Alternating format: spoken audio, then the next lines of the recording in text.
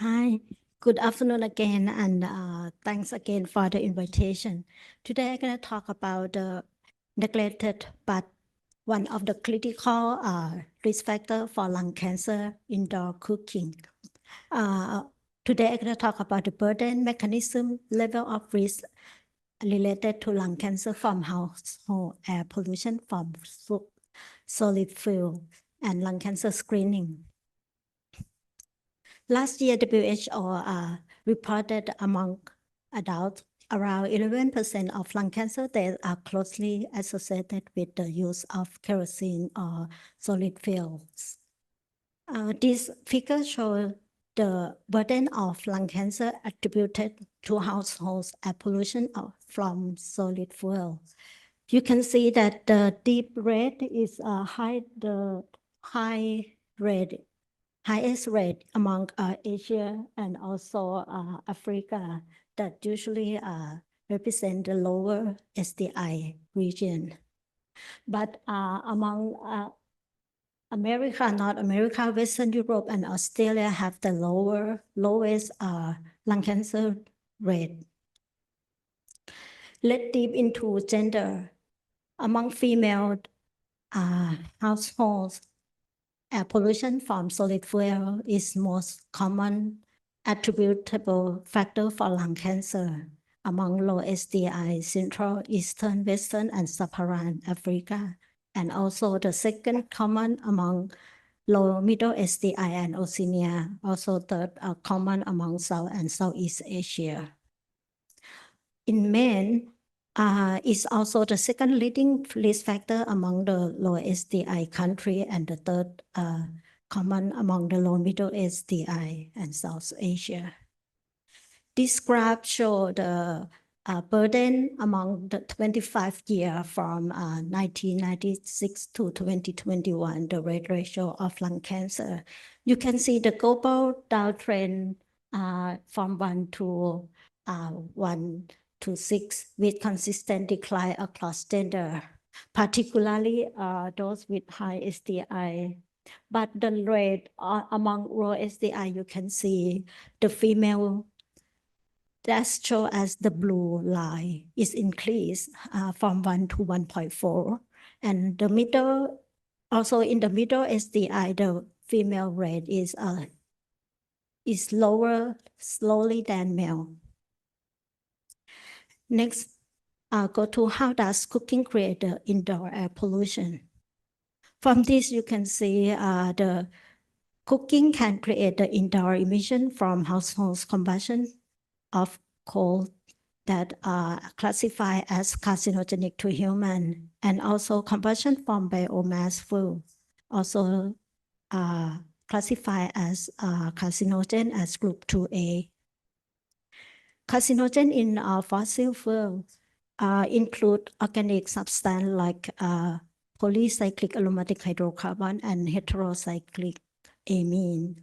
Also gas pollutants, formaldehyde, acetaldehyde, acrylamide, and acrolein.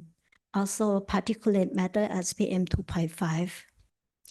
And also it's also cause esophageal cancer and stomach cancer. WHO recommend against use of biomass and unprocessed coal and discourage the use of kerosene. Another cause of lung cancer also emission from high temperature flying that classify as group 2A, probably carcinogenic to human. As the cooking, particularly flying, generates a substantial amount of ultrafine particle and 5 PM as PM 2.5, which is the major contributor to their indoor level. As you can see that this is show the distribution of ultrafine particle from cooking, stir fry, and deep fry with oven bake. Next, move to level of risk. Recent meta-analysis this year about association between indoor environmental pollution and lung cancer risk in never smoker. The study reported the cooking foam increased lung cancer 3.7 times and stir fry also increase lung cancer 12%, and use of solid fuel increase the lung cancer 5.5 times. Another study from Taiwan, case control study among 1,300 non-smoking female lung cancer cases and their match control.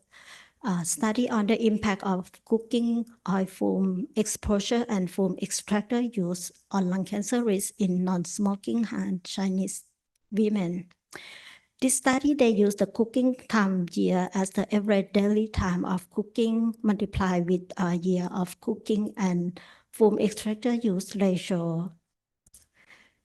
The study report that there is a dose-response association between cooking fume exposure and lung cancer across increasing level of cooking fume times year.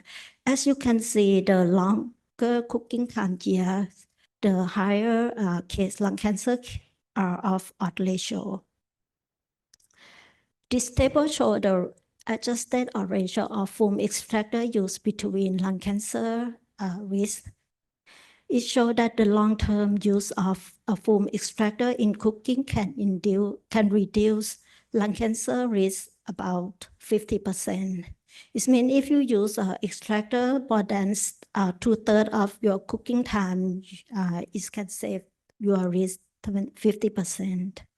Next, look what about the cooking method. The study showed that the high frequency of fan frying can increase the lung cancer risk 53%, and also use the lard frequently increase the risk 92%.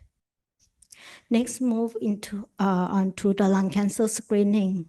So far, there are no specific lung cancer guideline that include indoor cooking in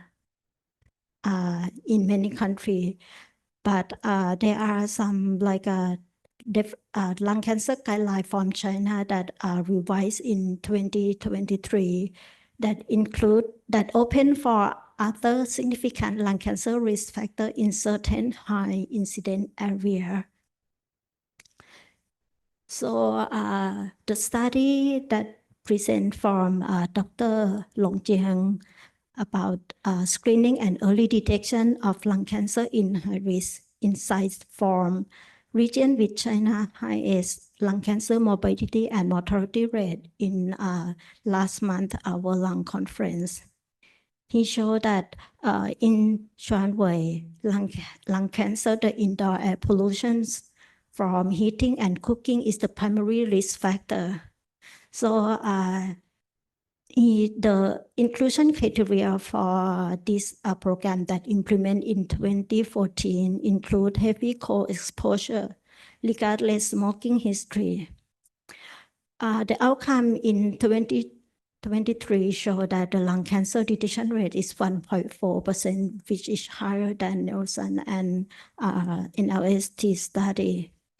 The lung cancer stage 1 detection rate is increased from 46 up to 65%, and also the stage 1A1 increased up to 27.9%. And the 5-year overall survival rate is high as 72.7%, while it's only 46.2% in unscreened population. My take-home message is lung cancer from household air pollution is a major public health concern in low and middle region, particularly among never smokers and women.